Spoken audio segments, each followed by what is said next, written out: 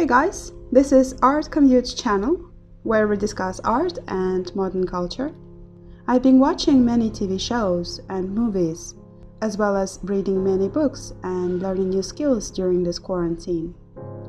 One of the TV shows that caught my attention was The 100, a popular sci-fi show focusing on a post-apocalyptic future.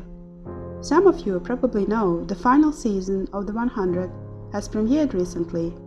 We don't know yet how the TV show would end, but I want to share with you my theory on the fate of one of the characters, Miss Clarke Griffin. For those of you who hasn't seen the TV show yet, please bear in mind that the spoilers are ahead. Clarke Griffin is one of my favorite characters, actually. She is strong, loyal, smart, and has demonstrated great leadership skills. I think that sadly, the TV show creators would end Clarke's arc in a tragic way, by her committing suicide, or at least attempting one in the final episodes of the show. And there are several foreshadowing moments that I want to highlight and possibly discuss with you. First of all, remember when in the first episode of Season 2, Clarke woke up in a hospital ward. And the image was just so striking. The room was absolutely white, like a new canvas for Clarke to paint on. And when I saw Vincent van Gogh painting on a wall, that was first alarming sign. You see, Van Gogh is not only one of the most influential artists of all time, he is also well known for his struggle with mental health. Actually, this painting, The Starry Night, was created when Van Gogh was in a hospital in South France dealing with his mental health struggles. So, in a way, it is parallel with what Clarke was dealing with, her own demons after killing all those people in Season 1 finale. And I think it is symbolic that Vincent van Gogh is known for ending his own life by a gunshot wound to the stomach. You can claim to that, but this is just a painting on a wall. There is no special meaning to it. It's just hanging there for decor. Actually, the reason why I think we should pay attention to the paintings in that particular season is that, for some reason, the creators decided to put part of Hieronymus Bosch, the Garden of Earthly Delights, in the background of the scene of Jasper and Maya first encounter. So, a little factual information. The Garden of Earthly Delights was painted around the end of the 15th century and the beginning of the 16th century by the Dutch master Hieronymus Bosch. It is in a form of triptych and shows how basically people enjoy their life in heaven on earth, but ultimately pay for their sins and end up in hell. You see the parallel? The people on Mount Weather have been killing the grounders, collecting their blood, drugging them, ultimately turning them to monsters, while enjoying the comfortable upscale life. Remember when Maya said, "No one is innocent here," implying the horrible things they did to the grounders. The painting amazingly coincides with the plot of how all the people of the Mount Weather, which is lost heaven, have been eventually killed in the most horrible pain. It was also so symbolic of how life for Jasper would become a living hell after losing Maya. Another reason I think that Clarke could commit suicide is the fact that she has lost so many people.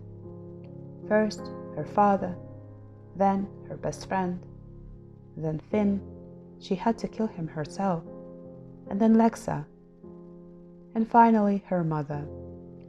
We can see it clearly in the first episodes of the Season 7, how she has trouble processing this loss. Anyone would need time to heal, and she never seems to be given time and space to do so, always dealing with the next crisis her people have. Also, there were moments in the TV show where she has almost just ended her life already, and has just been lucky to survive. Remember when they were making night blood experiments, and the first test was unsuccessful? The first test subject they injected with the night blood had died in excruciating pain. And when there was time to inject the blood to John Murphy's girlfriend, Imori, Clarke changed her mind in the last moment and injected it to herself, to the horror and surprise of everyone around her. Please also remember that she was not going to write down her name in the list of the 100 people to survive. Bellamy did that. The fact that she was the one to transmit the signal from the tower, it shows her willingness to do something that could potentially result in her death. It becomes even extreme in my honest opinion, because when she saw the rocket launching, I did not see a glimpse of regret or sorrow in her eyes. It was a single moment of surprise, and she just kept climbing in order to complete her mission. Seeing how Bellamy was the last one to get into that rocket and saying, "May we meet again," I honestly cried.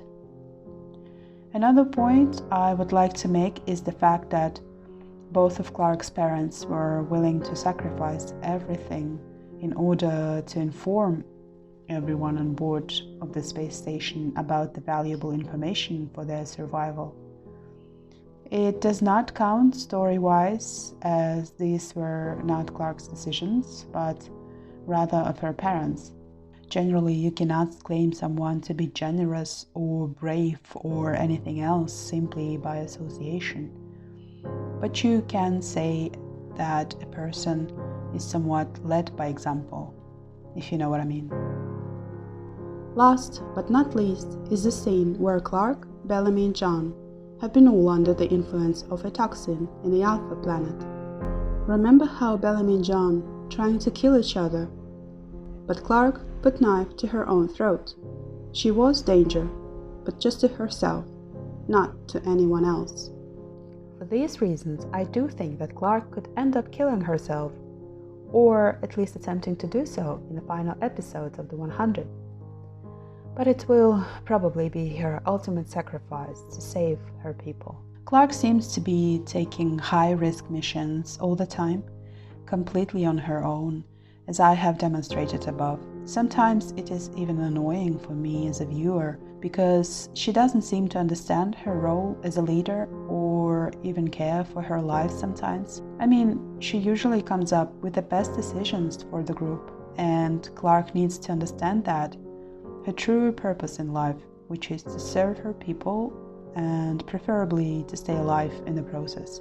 So I find her actions a little bit contradictory to her words when Clarke advised Bellamy to use his mind, not only his heart. So compare Clarke to Echo, for example. This girl would beat impossible odds and survive. When Octavia banned her to enter the bunker, Echo somehow found her only chance of survival and grabbed it, just like when she had to kill her friend when Echo was just a kid. Sorry for comparing these two. I'm just speaking my mind, and this is based on me literally completing the whole series in a few days, binge watching it from start to season 7 while in quarantine. But at the same time, I need to acknowledge Clarke would not be such a great character to watch and admire if she did not do what she had to do throughout her journey. This is why I like Clarke, for what she's capable of doing when the stakes are high. And this is why she is my favorite character in the series. I think that the final straw for Clarke could be realizing that Bellamy died when Gabriel delivered her the bad news. It was so sad to see her reaction at first. Then she needed to collect herself again, this time for Raven. Bellamy and Clarke, they share a special friendship. They pulled the trigger on Mount Weather together. He did write down her name in that list. He saved her life many times. And Jasper was given instructions to wake Clarke and Bellamy first, because they were the ones to make the best decisions for the people. And thinking that Bellamy is dead would be truly hard blow for Clarke, because their relationship is like a support system for her, you know? Of course, she still has her adopted daughter to take care of. Maybe I'm reaching too far here. Bellarke theme has been there for as long as the series, is on air.